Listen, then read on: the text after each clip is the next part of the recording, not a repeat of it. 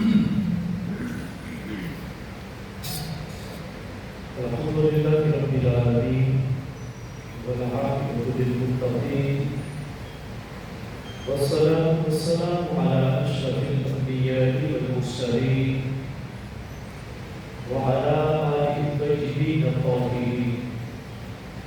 Qala Allah tabaraka wa ta'ala fil Qur'anil Majid wal Furqanil Hamid. Amma a'udzu billahi minasy syaithanir rajim. Bismillahirrahmanirrahim.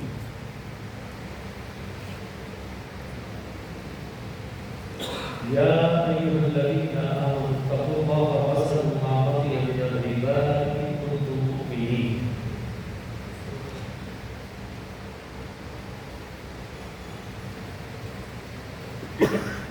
Wa ahallallahu al-bay'a wa harrama ar-riba. Amantu billahi sadaqallahu al-azim wa sadaqa rasuluhu nabiyyul karimul aminur raufur rahim. Inna Allaha wa malaikatahu yusalluna 'alan nabiy ya ayyuhalladzina amanu sallu 'alaihi wa sallimu taslima. Assalamu alayka ya sayyidi ya Rasulullah wa ala alika wa sahbika ya Habibullah. Assalamu alayka ya sayyidi ya Rasulullah wa ala alika wa sahbika ya Habibullah. अज़ीज़ान गिरामी कदर, इससे गुज़श्ता जुम्मे के मौका पर हमने आपके सामने सय्यिदुल औलिया सनदुल अत्किया हुज़ूर शेख अब्दुल कादिर जिलानी रहमतुल्लाह अलैह की इल्मी, रूहानी, फिक्री ख़िदमत के हवाला से और आपने जो इल्म दीन की खिदमत की, सारी ज़िंदगी जो इल्म दीन पढ़ा और पढ़ाया, उसके हवाला से चंद गुज़ारिशात अर्ज़ की। आज जिस मौजू पर हम गुफ्तगू कर रहे हैं, today my speech is subject about Riba, interest. क्या है? इंटरेस्ट के हवाला से, क्योंकि ये ऐसी बीमारी है कि मौजूदा दौर में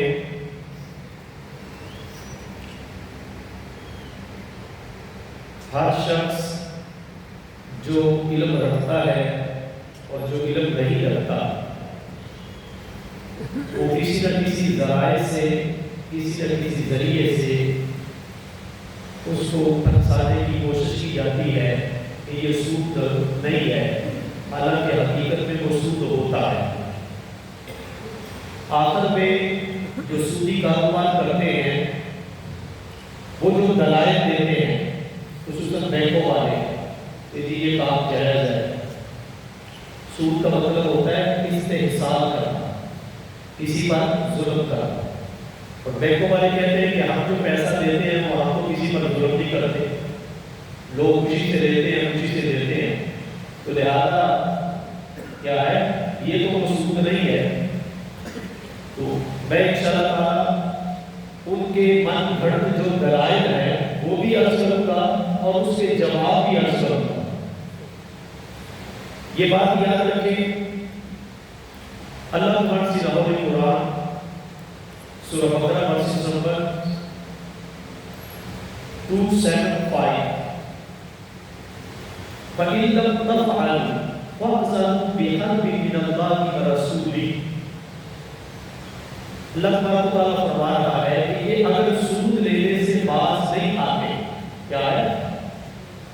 فَإِنْ لَمْ تَفْعَلُوا فَأْذَنُوا, ये जज़ा है। क्या है? जज़ा है। देखिए, एक होती है शर्त, एक होती है जज़ा। अल्लाह फरमाता है बस तुम अगर इस बुरे काम से बाज ना आए तो फक़्ज़लू, तो फिर तैयार हो जाओ।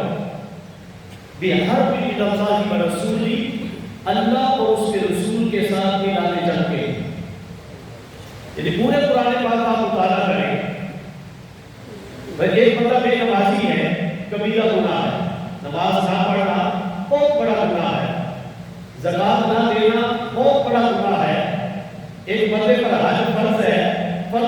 کے باوجود نہیں کرتا، بہت بڑا گناہ ہے، کبیرہ گناہ ہے، لیکن بے نمازی کے ساتھ کنانے جنگ نہیں ہے، زکات نہ دینے والے کے ساتھ کنانے جنگ نہیں ہے، گناہ ہے، برا کام ہے، دوزخ کے اندر انسان جائے گا۔ آپ ذرا اپنے مائنڈ کو تھوڑا سا میری طرف متوجہ کر کے ذرا سوچیں کہ جس کو اللہ یہ فرمائے کہ بھئی اب تیری میرے ساتھ جنگ ہے، تو اس بندے کا کوئی ٹھکانہ ہو سکتا ہے؟ ایک دیکھے نا اللہ فرماتا فَاعْلَمُوا بِحَرْبٍ مِّنَ اللَّهِ وَرَسُولِهِ، سود خور اللہ کے خلاف اور اس کے رسول نبی علیہ السلام کے خلاف کنانے جنگ کر رہا ہے، اگر وہ سود سے باز نہیں آتا تو مجھے بتائیں کائنات میں کسی کے پاس یہ طاقت ہے کہ وہ اللہ کے ساتھ جنگ کرے؟ تو پھر سود کیوں نہیں چھوڑتے؟ اللہ فرماتا ہے کہ پورے قرآن کو آپ پڑھ لیں اور 7.5 لاکھ حدیث ہے، بخاری شریف کے اندر ہے، یہ میرے پاس بخاری بھی پڑھی ہوئی ہے، ابن ماجہ بھی ہے، ایک مقام حدیث میں بھی آتا ہے اور وہ یہ ہے کہ من آذنی ولیًا فقد آذنتہ بالحرب، حدیث قدسی ہے، پیارے آقا نے فرمایا اللہ فرماتا ہے جس نے میرے دوست اور ولی کے ساتھ دشمنی کی اس کے ساتھ میری جنگ ہے۔ کیا ہے؟ جنگ ہے، یعنی اللہ کے دوستوں کے ساتھ، اولیاء اللہ کے ساتھ جو دشمنی کرتا ہے۔ اس لیے شیخ فرید الدین اطہار نے کہا بھوپے درویشہ کی کلید جنت است، دشمن عیشہ سزائے لعنت است، اللہ کے ولیوں کی محبت یہ جنت کی چابی ہے اور ان کے دشمنوں پر رب کی لعنت ہے۔ یعنی جس کے ساتھ اللہ کے علاقے جنگ کرے، اللہ فرماتا ہے جس نے میرے ولی کے ساتھ دشمنی کی اس نے اس کے ساتھ نہیں کی بلکہ اس نے رب کے ساتھ دشمنی کی۔ یہ حدیث کس کی ہے؟ بخاری۔ کس کی ہے؟ بولے کس کی ہے؟ بخاری شریف کی حدیث ہے۔ میں آگے اس کی تفصیل میں نہیں جا رہا چونکہ موضوع نہیں ہے، اور ابن ماجہ کے اندر بھی موجود ہے کہ اللہ کے ولیوں کے ساتھ دشمنی یہ حدیث قدسی ہے۔ کیا ہے؟ حدیث قدسی ہے کہ حضور اپنی زبان سے فرمائے کہ اللہ یہ فرماتا ہے، قرآن کے بعد حضور فرمائے کہ اللہ یہ فرماتا ہے، زبان مصطفیٰ کی ہو، الفاظ خدا کے ہو، تو اس کو حدیث قدسی کہا جاتا ہے۔ کیا کہا جاتا ہے؟ اب اللہ یہ فرما رہا ہے، گویا کہ قرآن اور حدیث سے ہمیں پتہ چلا کہ دو بندے ایسے ہیں جن کے ساتھ اللہ کا اعلان جنگ ہے، ایک سود خور اور دوسرا اولیاء اللہ کا دشمن۔ یہ میں نہیں کہہ رہا، یہ قرآن کہہ رہا ہے، یہ بخاری کہہ رہی ہے، یہ ابن ماجہ کہہ رہی ہے۔ اب ذرا غور کریں، اب جس بندے کا یہ شوق ہے وہ اپنا شوق پورا کرے، اللہ کے ساتھ تو کوئی جنگ نہیں کر سکتا، لیکن سود نہیں چھوڑتے۔ اللہ فرماتا ہے کہ سود کھانے والوں پاس آ جاؤ، لیکن وہ طرح طرح کی تعبیرات، طرح طرح کے بہانے کرتے۔ میں ابھی پڑھ رہا تھا حدیث پاک کے اندر کہ لعن رسول اللہ صلی اللہ علیہ وسلم آکل الربا، لعنت فرمائی پیارے آقا علیہ السلام نے سود کھانے والے پر، وَمُوكِلَهُ، وہ جو سود کھلانے والا ہے اس پر بھی، وَقَاتِبَهُ، جو سود کو لکھنے والا ہے، کیا؟ اور جو درمیان میں معاملہ طے کرتا ہے، جو اپنی کمیشن رکھتا ہے درمیان میں، یہ سود کی بات ہو رہی ہے۔ اس کے علاوہ اگر کوئی کام کسی کا کرواتا ہے تو وہ کمیشن لینا جائز ہے، ٹھیک ہے؟ مسئلے کو پورا سمجھا کریں، مبادلہ باہر جا کر کوئی بندہ کہہ دے حضرت صاحب نے تو یہ مسئلہ بیان کر دیا، سود کی بات کر رہا۔ اور پیارے آقا علیہ السلام کا فرمان ہے کہ سود کھانے والا، وَمُوكِلَهُ، سود کھلانے والا، جو سود دے رہا، ایک ہے سود لے رہا، وَقَاتِبَهُ، اس کو لکھنے والا، اس کی کتابت کرنے والا، چاہے وہ بینک میں ہے، چاہے وہ بازار میں ہے، چاہے وہ گلی میں ہے، ایچ اینڈ ایوری تھنگ، جس جگہ پر بھی وہ موجود ہے، جو سود کو لکھ رہا ہے معاملہ طے کر رہا ہے دونوں پارٹیوں کے درمیان اس پر بھی، اور پھر فرمایا وشاہدین، اور ان گواہوں پر بھی جو سود کے لین دین کے درمیان گواہ بنے ہوئے ہیں۔ اور ایک بندہ سود کے پیسے دے رہا ہے اور ایک بندہ سود لے رہا ہے، اب ایک وٹنس ہے جو گواہ بن رہا ہے کہ بھائی ہم وہاں موجود تھے، اس نے اس کو اتنے لاکھ پیسے دیے اور اس نے اتنے لاکھ پیسے دیے، مثلا لاکھ کے پیچھے 5,000 یہ سود دے گا یا 10,000 دے گا۔ اب وہ لکھنے والا لکھ رہا ہے، 5 6 10 بندے پاس بیٹھے ہوئے ہیں، یعنی اتنے کروڑ اتنے لاکھ روپیہ اس بندے نے لیا ہے فلاں بندے سے، اور ہر مہینے 1 لاکھ کے پیچھے اتنا سود دے گا۔ اب جو سود دے رہا ہے اور جو سود لے رہا ہے اور جو لکھ رہا ہے اور جو پاس گواہ بیٹھے ہوئے ہیں، قال هم سواء، مسلم، ترمذی، نسائی، تمام حدیث کی کتابوں کے اندر موجود ہے کہ پیارے آقا علیہ السلام نے فرمایا یہ سب اس گناہ میں برابر کے شریک ہیں۔ حالانکہ دیکھیں جو دے رہا ہے یا جو لے رہا ہے فائدہ تو یہ دونوں کا ہو رہا ہے، تو جو لکھ رہا ہے اور جو گواہ بنا ہوا ہے ہو سکتا ہے اس کو کچھ ملے ہی نہ، لیکن اس گناہ کے اندر وہ برابر کا شریک ہے۔ معاشرے کے اندر ہر وہ چیز جو کسی گناہ کا سبب بنے وہ بھی اس گناہ کے اندر شامل ہے۔ دیکھیں ہمارے ہاں آپ ٹریول کرتے ہیں، سفر کرتے ہیں تو گاڑیوں پر فلمیں لگا دیتے ہیں، لگاتے ہیں، ڈرامے لگا دیتے ہیں، بے ہوش یعنی فحاشی پر مبنی چیزیں لگا دیتے ہیں۔ اب وہ جو ڈرائیور لگا رہا ہے یا جہاں وہاں جو لوگ ہیں، آپ اسلامی ملک میں رہتے ہیں، آپ اس کو اتنا نہیں کہہ سکتے کہ یار اس ٹیپ کو بند کر۔ اب سارے وہاں بیٹھے ہوئے ہیں اور کچھ دوستوں نے آپ کو تصویر بھی پکڑی ہوگی، وہ تصویر بھی نکال رہے ہوتے ہیں، لیکن اتنی ہمت اور جرأت نہیں ہے کہ اس گاڑی والے کو یہ کہتے ہیں کہ بھائی یہاں مائیں بہن بیٹیاں بیٹھی ہیں، یہ فوش ویڈیو بند کر دو، لیکن کوئی کہنے کے لیے تیار نہیں۔ یہ سمجھ رہے کہ یہ ایمان کا سب سے کمزور ترین درجہ ہے، یہ پیارے آقا اسلام کی حدیث پاک ہے۔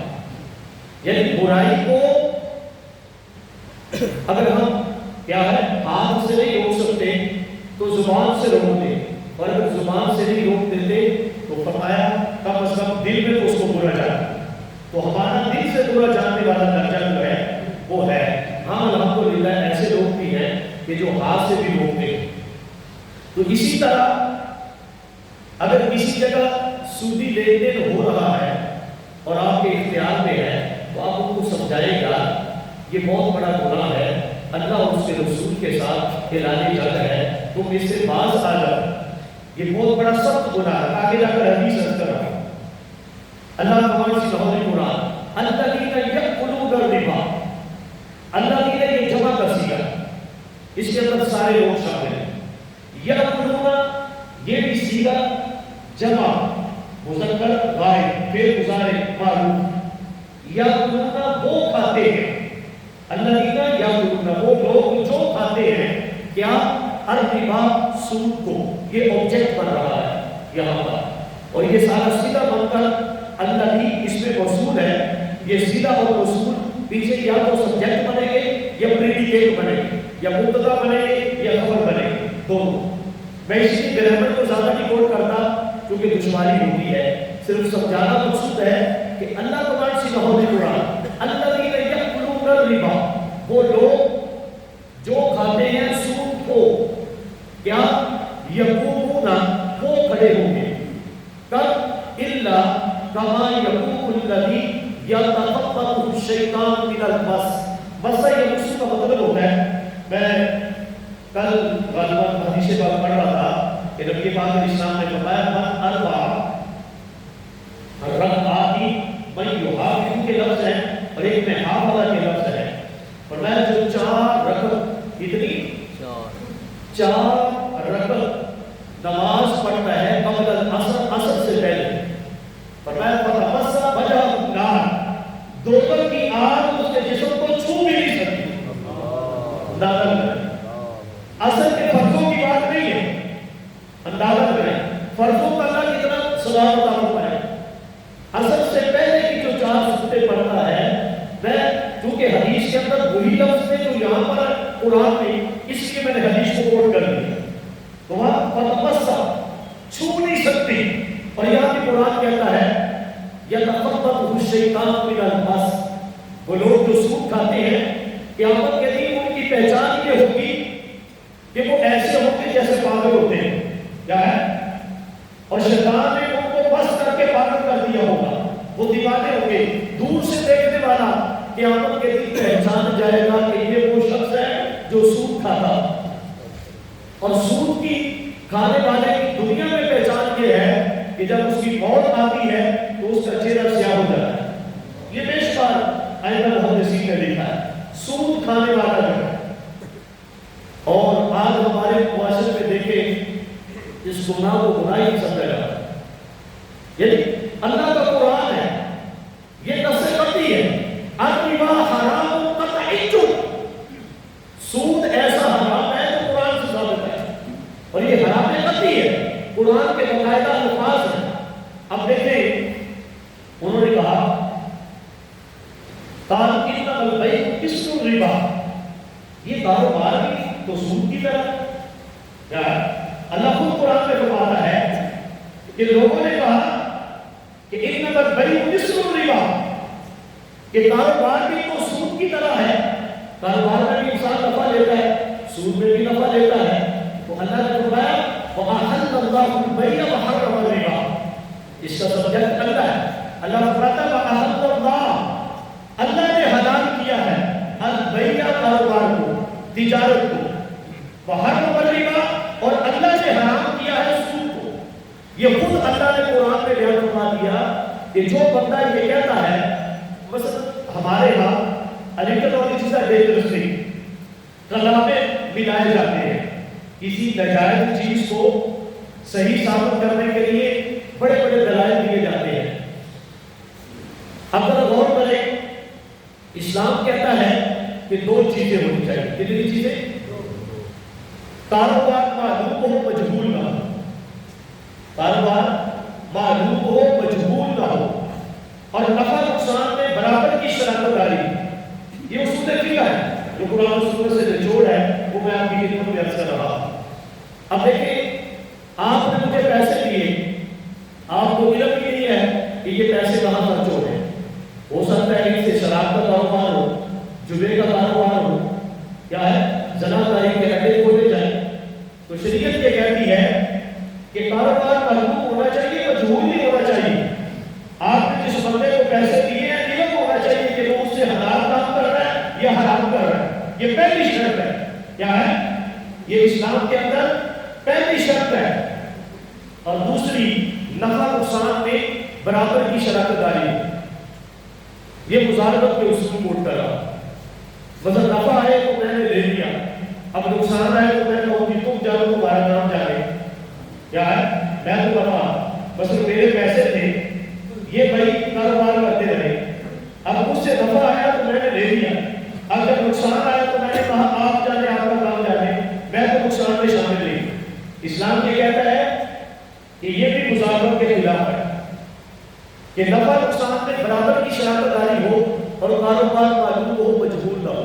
مجھے بتائیں یہ جو بینک کہتے ہیں کہ ہم آپ کے کاروبار سے اتنا نفع آیا ہے، آپ کو علم ہے کہ آپ کے پیسے کہاں لگے؟ ایچ این ایف بھی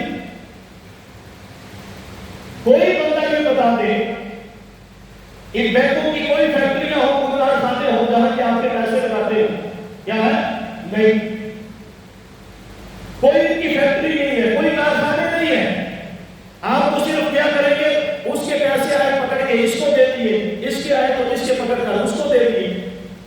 شریعت کیا کہتی ہے کہ جو آپ نے پیسہ دیا ہے اس کے بدلے میں جو آپ پیسہ دے رہے ہیں وہ پیسہ بھائی جو آپ کو 6 5 6 اور اندازہ لگائیں کورونا کے دنوں میں پوری دنیا کا کاروبار بیٹھ گیا. کیا ہے؟ لوگوں کے کاروبار تباہ ہو گئے. لیکن سودی نظام اتنا پائیدار ہے وہ 6-7% پھر بھی دیتا رہا۔ مثلا یہ ہمارے حافظ صاحب ہیں، یہ کاروبار کرتے ہیں، یا رانا صاحب کاروبار کرتے ہیں، تو اللہ تعالیٰ 50% بھی نفع دیتا ہے، دیتا ہے نہیں دیتا؟ 100% بھی بعد کا نفع ہوتا ہے، 40% بھی نفع ہوتا ہے، لیکن ان کا نفع اتنا سیانہ ہے کہ وہ 6 سے 7-8% کے درمیان رہتا ہے پورا سال، نہ اس سے کم ہوتا ہے نہ اس سے زیادہ ہوتا ہے۔ اور ہمارے سیدھے سادے جو نوجوان بزرگ ہیں وہ کہتے ہیں یار انہوں نے تو ہمارے ساتھ مقید نہیں کیا، بس کبھی 6% آتا ہے تو 6% مل جاتا ہے، کبھی 7% آتا ہے تو 7% مل جاتا ہے۔ شریعت کیا کہتی ہے؟ توجہ چاہتا ہوں آپ کی، آپ نے بینک میں پیسہ رکھا، شریعت یہ چاہتی ہے کہ بینک نے آپ نے کس ڈیٹ کو رکھا، کس ڈیٹ کو آپ کا پیسہ فلاں فیکٹری میں فلاں کارخانے میں لگا، کب سے کب تک لگا اور کتنی مقدار میں لگا اور کتنا نفع آیا اور کتنا نقصان ہوا۔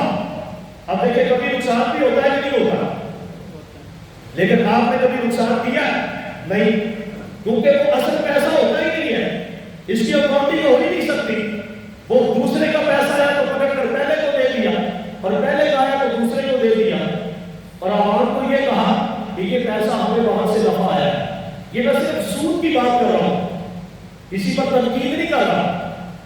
یہ نبی پاک علیہ السلام کا فرمان کہ سود لکھنے والا، سود کھانے والا، سود کھلانے والا اور سود پر جو گواہ بنتے ہیں وہ شاہدین قالوا سواء، وہ اس گناہ میں سب برابر کے شریک ہیں۔ شریعت یہ کہتی ہے کہ آپ کا پیسہ جو ہے جہاں انویسٹ کیا گیا ہے، آپ کو علم ہونا چاہیے کہ آپ کے پیسے سے حلال کا کاروبار ہو رہا ہے یا حرام کا ہو رہا ہے۔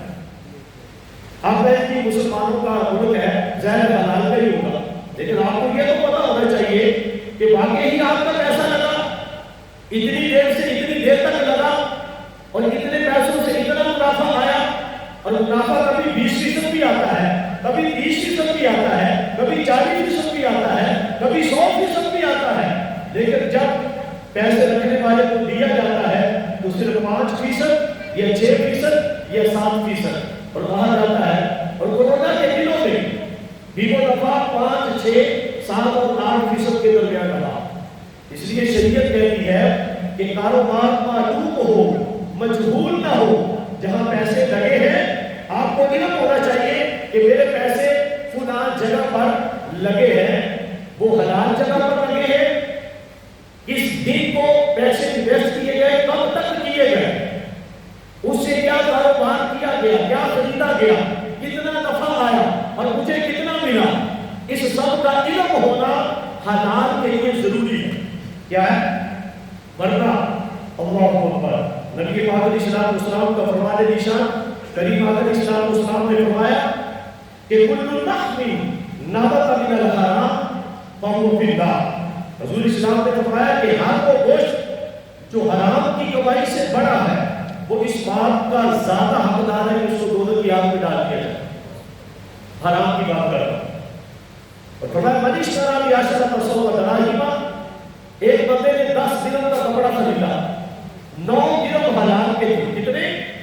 9 درہم واحد فی طلب الحرام، اور 1 روپیہ صرف حرام کا تھا۔ فرمایا لم تقبل منہ صرف ولا عدل، اللہ اس بندے کی نہ فرض نماز قبول کرتا ہے نہ نفل نماز قبول کرتا ہے۔ اندازہ ہے، یعنی اس 1 روپے میں جو 9 حلال کے تھے ان کو بھی برباد کر دیا۔ اب دیکھیں ایک تالاب ہے پورے کا پورا پاک ہے پانی کا، اگر آپ اس میں گندگی ڈالیں گے تو وہ سارا پانی میں پاک ہو گیا کہ نہیں ہوگا؟ ہوگا نا۔ تو نبی پاک علیہ السلام نے فرمایا لم یبال اللہ تعالی من این اکتسب المال، لم یبال اللہ تعالی ان ادخلہ اللہ النار۔ جو بندہ اس بات کی پرواہ نہیں نہ کرتا، کہتے ہیں یار چھوڑو پیسہ آنا چاہیے، کیا ہے؟ پیسہ آنا چاہیے، جہاں سے مرضی آنا چاہیے۔ اب اس حدیث سے بات پر ذرا غور کریں، میرے اور آپ کے پیارے نبی صلی اللہ علیہ وسلم نے پہلے ہی فرما دیا کہ لم یبال اللہ تعالی من این اکتسب المال، جو بندہ اس بات کی پرواہ نہیں کرتا کہ مال کہاں سے آیا،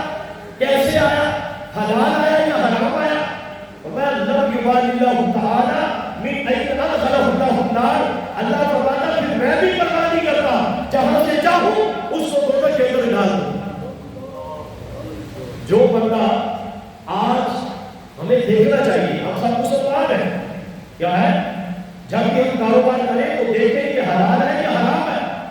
اس لیے جو بندہ اللہ کا حیا نہیں کرتا، اللہ سے نہیں ڈرتا اور حلال و حرام کی تمیز نہیں کرتا، اللہ کے سونے نبی صلی اللہ علیہ وسلم نے فرمایا من این ادخلہ اللہ النار، اللہ کے سونے نبی فرماتے ہیں پھر اللہ فرماتا ہے میں بھی اس کا حیا نہیں کرتا جس کو میرا حیا نہیں رہتا، میں جس سے چاہوں اس کو دوزخ کے اندر داخل کروں۔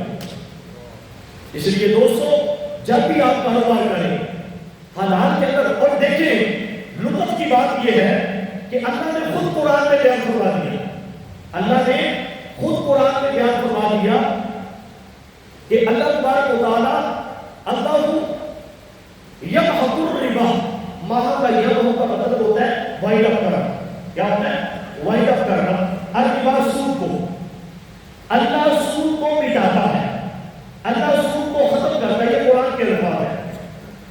وَيُرْبِ الصَّدَقَاتِ، اور اللہ صدقے کو بڑھاتا ہے، صدقے کو کیا کرتا ہے بڑھاتا ہے۔ اب مجھے بتائیں اللہ جس کو یہ کہے کہ میں کم کرتا ہوں اور جس کے بارے میں فرمائے کہ میں اس کو بڑھاتا ہوں، مجھے بتائیں اس کو کوئی بڑھا سکتا ہے جس کو رب کم کرے؟ نہیں نہ کر سکتا۔ تو سودی کاروبار کرنے والا یہی سمجھتا ہے کہ 10 لاکھ دیا ہے، 10 ہزار آئے گا ہر مہینے تو 1 لاکھ بڑھ جائے گا، تو 12 مہینوں میں 12 لاکھ بڑھ گیا، گھر بیٹھے ہوئے کام کی ضرورت ہی نہیں ہے۔ یہی وجہ ہے کہ بینکوں کے اندر پیسے رکھے جاتے ہیں۔ اب دیکھیں ایک شخص ہے شریف آدمی، وہ کاروبار کرتا ہے، کیا ہے کوئی بھی کاروبار کرتا ہے، حلال کام کرتا ہے، اب بعد اب اس میں نقصان بھی ہو جاتا ہے، فائدہ بھی ہوتا ہے، لیکن سود کھانے والا وہ کہتا ہے کاروبار کروں گا تو نقصان ہو جائے گا، یہ اچھا طریقہ ہے، پیسے رکھتا ہوں اس کا سود کھاتا ہوں۔ یہ بات یاد رکھیے، سود سے گھر نہیں نسلیں برباد ہو جاتی ہیں۔ کیا ہے یوں سمجھے پریشانیاں، بیماریاں، نحوست اور روحانی سکون چلا جاتا ہے، روحانی سکون چلا جاتا ہے۔ حضرت عبداللہ بن عمر کا میں پڑھ رہا تھا رضی اللہ عنہ، آپ فرماتے ہیں بندہ قیام کر کر کے اتنا سوکھ جائے کہ کانے کی طرح ہو جائے، لیکن اس کے حلق کے اندر حرام کا ڈوبا گیا تو اللہ کبھی بھی قبول کرنے والا نہیں۔ دیکھیے حج سے بڑھ کر کوئی عظمت والی جگہ نہیں ہے۔ حضور فرماتے ہیں سپر ذکر الرجل یطیل السفر، فرمایا ایک آدمی لمبا سفر طے کرتا ہے اور وہ آتا ہے، فرمایا مطعمہ حرام، اس کا کھانا حرام کی کمائی کا ہے، ملبسہ حرام، اس کا لباس حرام کی کمائی کا ہے، یعنی سود کا ہے، اور فرمایا مشربہ حرام، وہ جو مشروب بھی طرح ہے وہ حرام کی کمائی کا ہے۔ تو فرمایا فرمایا اس سے جاؤ نہ کرتا بھی ایسا آپ بتاؤ اور آپ کو اس کی دعا کو کیسے قبول کریں؟ یعنی دعا جو ہے وہ تب قبول ہونی ہے جب حکم حلال ہمارے حد سے نیچے جانا ہے۔ تو جب لباس بھی حرام کی کمائی کا، غذا بھی حرام کی کمائی کی، بلکہ میں نے جو حدیث پاک میں پڑھا فرمایا اتقوا البنیان الحرام فإنہ اساس الحرام، جس گھر میں پہلی اینٹ حرام کی کمائی کی لگ جائے فرمایا قیامت تک وہاں سے حرام کبھی ختم نہیں ہو سکتا۔ یہ حدیث بات ہے۔ ایک بندے نے کیا ہے سودی کاروبار کر کے اپنا گھر تبدیل کرنا شروع کیا، کوئی بھی حرام کام کر کے، تو پیارے نبی پاک اسلام فرماتے ہیں فإنہ اساس الحرام، اس نے حرام کو اپنے گھر کی بنیاد بنا لی۔ تو مجھے بتائیں جس کی بنیاد ہی حرام پر ہو وہ گھر کبھی ٹھہر سکتا ہے؟ اس میں کبھی خوشی آ سکتی ہے؟ کبھی رب کی رحمت آ سکتی ہے؟ اللہ کتنا ناراض ہے کہ اللہ فرماتا میرا اس کے ساتھ ملانے جنگ ہے جو سود کھانے کو ترک نہیں کرتا۔ اور پیارے دوستوں کہ اتنا بڑا گناہ ہے، اتنا بڑا گناہ ہے اعلان جنگ کے ساتھ۔ میں آگے جا کر اس کے بارے میں آپ کی خدمت میں حدیث سے بات عرض کرتا ہوں کہ نبی پاک صلی اللہ علیہ وسلم نے اس کے مطابق کیا کیا بیان فرمایا، اور اس حدیث پاک کو بطور غور آپ نے سوال فرمانا ہے جو میں ابھی آپ آپ کے سامنے بیان کرنے لگا ہوں اور بعد میں ہو سکتا ہے کہ یہ حدیث پاک رہ جائے. شب معراج نبی پاک علیہ السلام نے فرمایا لیلۃ رأیت اسری بی، شب معراج میں نے دیکھا کیا لما انتہا الی السماء السابعہ، کہ میں چھٹے آسمان پر تھا. کون سے آسمان پر؟ چھٹے آسمان پر. یہ پیارے نبی پاک علیہ السلام فرما رہے ہیں کہ شب معراج میں چھٹے آسمان پر تھا. فنظرت فوقی، میں نے نظر اٹھائی تو میں نے اپنے اوپر دیکھا، چھٹے آسمان سے اوپر. حضور فرماتے ہیں میری نظر پڑی تو میں نے دیکھا فَإِذَا أَنَا بِرَاقٍ وَعُلُوٍ وَسَوَاقِبٍ، تو وہاں بجلی کی کڑک تھی اور روشنی چمک تھی. یعنی یوں سمجھنے کہ جیسے گڑا پڑتا ہے اور دشت کی آواز ہوتی ہے، اتنی دشت کی آواز تھی اور کڑک کی کڑک، بجلی ہی بجلی. حضور نے قریب آکر اسلام نے فرمایا فَأَتَيْتُ عَلَىٰ قَوْمٍ، جب میں نے اس کو دیکھا تو پھر میرا گزر ایک ایسی قوم کے پاس سے ہوا. قوم کے پر جو تنبیہ ہے یہ نظر آتی ہے، اور میں ایسی قوم پر میرا گزر ہوا بطونہم کالبیوت فیہا الحیّۃ، کہ ان کے پیٹ ایسے تھے جیسے بڑے بڑے سانپ ہوتے ہیں. ایک ہوتا ہے سانپ، ایک ہوتا ہے اژدہا، بہت بڑا سانپ جو کہ ایک کمرے کے برابر ہوتا ہے، جو ایک آدمی کو اکیلا ہی نکل جاتا ہے. یہ حدیث پاک ہے. فرمایا بطونہم، ان کے پیٹ، وہ جو قوم تھی ان کے پیٹ اتنے بڑے تھے جیسے بڑے بڑے سانپ ہو. اور حضور فرماتے ہیں ترا من خارج بطونہم، اور وہ سانپ ان کے پیٹوں سے نظر آ رہے تھے دیکھنے والے. اب دیکھیں نا شیشہ ہے، وہ شیشہ سامنے میرے سامنے وہ ایک بھائی کھڑا مجھے نظر آ رہا ہے، آیا نا نظر؟ شیشے کے پاس نظر آتا ہے کہ نہیں آتا؟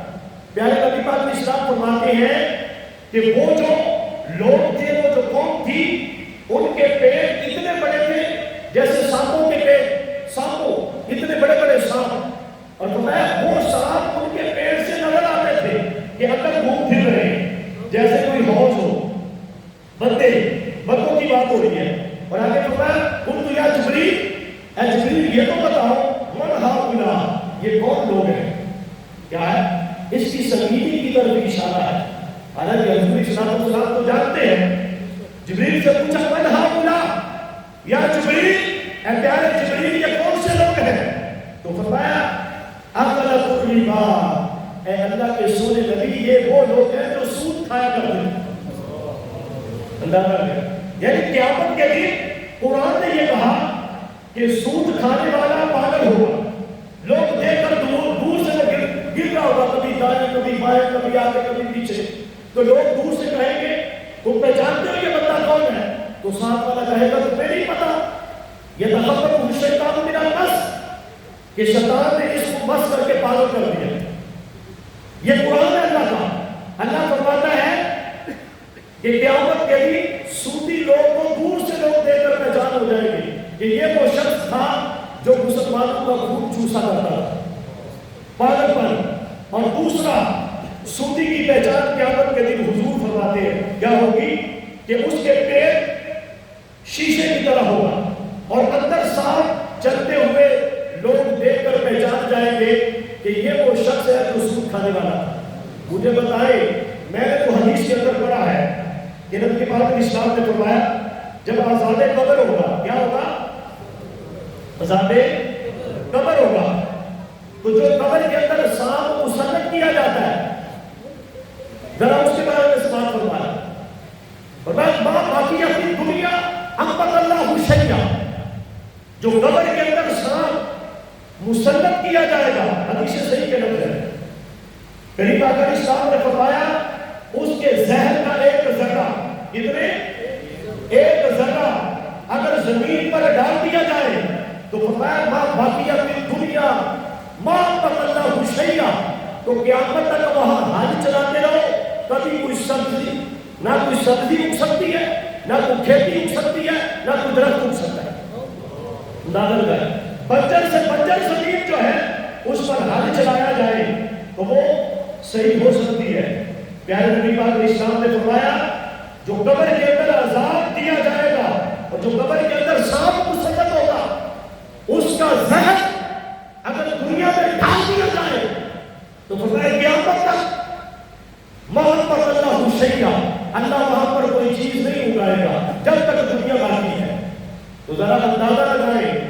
جس کے پیٹ کے اندر ہی سانپ ہو اس کے ذہن میں پھر عالم کیا ہوگا؟ ابھی میں اس کے ذہن کی تشریحات کی طرف ابن حجر اسقلانی کی طرف نہیں جا رہا، کیا ہے ابن عراقی کی طرف نہیں جا رہا، سیوطی اور غزالی اور رومی کی طرف نہیں جا رہا، صرف حدیث پاک کا ٹرانسلیشن انٹو اردو مختصر تشریح کے ساتھ بول کر رہا ہوں۔ ابھی تو ائمہ کی تشریحات میں نے پڑھی نہیں۔ الربا یطفئ نور الایمان، سود ایمان کا نور لے جاتا ہے، ویحیی نار الجسد، اور یہ لالچ کی آگ کو زندہ کرتا ہے۔ لالچ کیا ہے؟ لالچ ہی ہے نا، سود بندہ جو ہے وہ لیتا ہے۔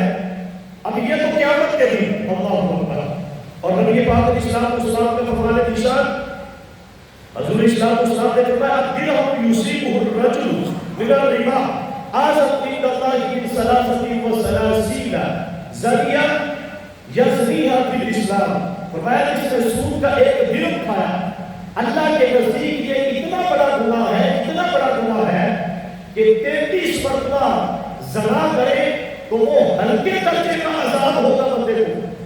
سود کا ایک درہم کھانے والے کو اس سے زیادہ قیامت کے دن عذاب ہوگا۔ اور اللہ اکبر، کریم آقا علیہ السلام کا فرمانے کا ارشاد، حضور اسلام نے فرمایا اللہ اکبر، فرمایا الربا ثلاث وسبعون بابا، سود کے 73 دروازے ہیں۔ کتنے؟ Type of interest 73 guys, 73 gates ہیں انٹرسٹ کے۔ تو فرمایا ایسرھا، سب سے کم درجہ جو ہے مثل ان یلقی الرجل امہ، یہ ہے کہ انسان اپنی ماں کے ساتھ نکاح کرے۔ یعنی سود کے گناہ کے اگر درجے بنائے جائیں تو وہ 73 درجے ہیں۔ میرے اور آپ کے پیارے نبی صلی اللہ علیہ وسلم فرما رہے ہیں جو سود کا کم درجے کا گناہ ہے وہ یہ ہے کہ انسان اپنی والدہ کے ساتھ نکاح کرے۔ کوئی سوچ سکتا ہے؟ کوئی تصور کر سکتا ہے؟ اتنا بڑا گناہ ہے۔ حالانکہ دیکھیں بے نمازی ہے، اس کے بارے میں درجے کبیرہ گناہ ہے، نماز نہ پڑھنا بہت بڑا گناہ ہے، لیکن اتنی سخت وعید نہیں ہے۔ زکات نہ دینا بہت بڑا گناہ ہے، اتنی سخت وعید نہیں ہے۔ ہاتھ فرض ہونے کے باوجود نہ کرنا کیا ہے؟ بہت بڑا گناہ ہے، لیکن اتنی سخت وعید نہیں ہے جتنی سود خور کے بارے میں۔ کیوں؟ کہ اللہ اور اس کے رسول کے ساتھ اعلان جنگ ہے۔ اور آگے سے بات فرمائیں اللہ اکبر، کریم آقا علیہ السلام کا فرمانے کا ارشاد، حضور نے فرمایا اربع حق علی اللہ اللہ یدخلہم الجنہ، 4 بندوں پر اللہ کا حق ہے کہ انہیں جنت میں داخل کرے۔ کتنے بندے؟ اللہ فرماتا ہے کہ میں اپنے جنت میں داخل نہیں کروں گا، ہاں توبہ کر لیں پھر قدم ہو سکتا ہے۔ فرمایا بڑا یوزی کا نعیمہ، اور نہ ہی میں انہیں جنت کی نعمتوں کی لذت عطا فرماؤں گا۔ یہ حضور فرماتے ہیں کہ اللہ فرماتا ہے کہ 4 بندوں کو میں جنت میں داخل نہیں کرنے والا اور نہ انہیں اپنی نعمتوں کی لذت دینے والا ہوں۔ اب وہ 4 بدبخت کون ہے؟ بد نصیب سماعت فرمائے۔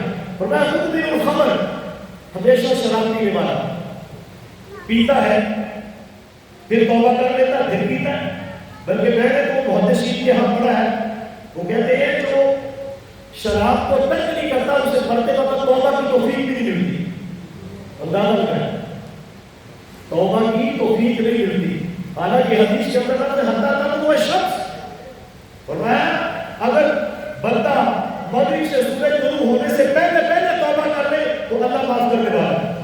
بلکہ میں نے تو مسلم کے اندر پڑھا، اس کے لفظ ہے بقرآن بالعقل میں مفول، فرمایا بندہ اتنا گنہگار ہو لیکن رب کی بارگاہ میں سچی توبہ کر لے، فرمایا اگر اس کے گناہ پوری روح زمین کو بھی گھیر لے تو اللہ اتنا رؤوف اور رحیم ہے کہ ان گناہوں کو بھی معاف کرنے پر اللہ طاقت رکھنے والا ہے، معاف کر دے گا۔ اللہ کو کوئی پرواہ نہیں، لیکن پکی توبہ ہونی چاہیے۔ تو شراب پر ہمیشہ کرنے والا نہ تو جنت میں داخل ہوگا، اگر توبہ کر لے تو پھر جائے گا، لیکن اگر توبہ کے بغیر کرتا ہے تو نہ جنت میں جنت کی نعمت دے، نہ جنت کی حلال دے۔ اور فرمایا دوسرا آکل الربا، سود کھانے والا۔ تیسرا آکل مال الیتیم بغیر حق، تیسرا غریبوں یتیموں کا مال کھانے والا۔ بڑے لوگ ایسے ہیں، بھائی بہت ہو گیا، پیچھے چھوٹے بھائی کے بھتیجوں کی دولت پر قبضہ کر لیا، بیوی کو گھر سے نکال دیا، اور ہمارے یہاں بہنوں کو وراثت میں بھی دی جاتی ہے۔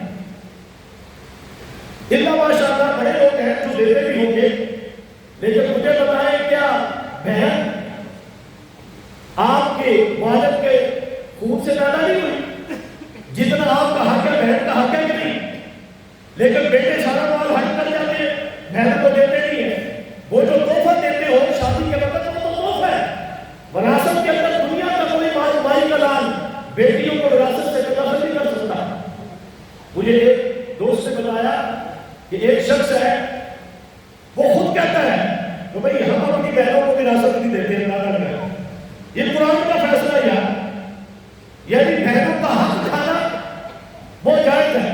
اور میں پڑھ رہا تھا حدیث پاک کے اندر کہ نبی پاک اسلام نے فرمایا ماں باپ نیکی پر چلتے رہتے ہیں اور پوری حقیقت اولاد کے بارے میں وہ وقت وصیت کر جاتے ہیں، بچوں میں ساری زندگی لڑائی جھگڑا رہتا ہے، اور پوری حقیقت وہ وقت وصیت ماں باپ کو دوڑت میں لے کر چلی جاتی ہے۔ اس لیے اولاد کے بارے میں کبھی بھی ناانصافی نہ کریں۔ یہ حدیث سے بات ہے یار، یہ حق میں نے اور آپ نے نہیں دیا بیٹی کو، یہ حق اللہ اور اس کے رسول نے دیا، اور جو اللہ اور اس کے رسول کسی کو حق دے اس حق کو کوئی بندہ چھین نہیں سکتا۔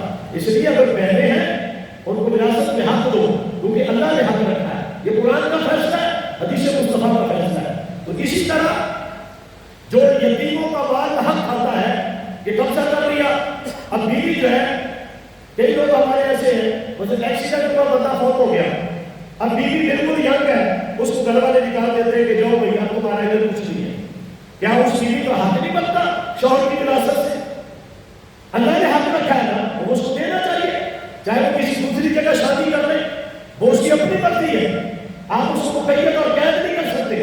اسی طرح چوتھی چیز، اور میں بڑا آپ کو نبھانے گئی اور اپنی اولاد کو آگ کرنے والا، جیسے آج اخباروں میں لکھا ہوتا ہے کہ میں نے اپنے بچے کو اپنی دولت سے بے دخل کر دیا۔